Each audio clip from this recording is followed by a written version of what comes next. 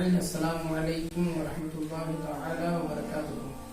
एक सवाल है, इफ्तार करने की दुआ इफ्तार करने से पहले करनी चाहिए या इफ्तार करने के बाद?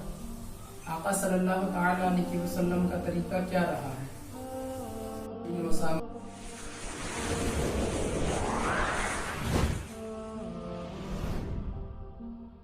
इफ्तार करने के बाद दुआ करनी चाहिए, खाने पीने के बाद, जिस तरीके से हुजूर सल्लल्लाहु तआला अलैहि वसल्लम से साबित है, जैसा कि हदीस में है, अन मुआज़ बिन ज़ुहरता क़ाल अन्न नबिय्य सल्लल्लाहु अलैहि वसल्लम काना इज़ा अफ़तरा क़ाल अल्लाहुम्मा लका सुम्तु व अला रिज़्क़िका अफ़तरतु, रवाहु अबू दाऊद मुरसल।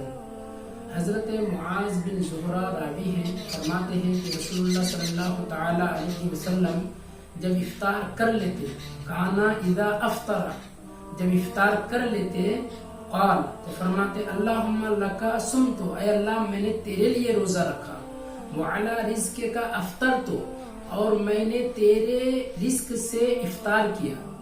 इसको अबू दाऊद ने मुरसलन रिवायत किया है, और इसी हदीस से मिलती जुलती हदीस शुअबुल ईमान में भी है।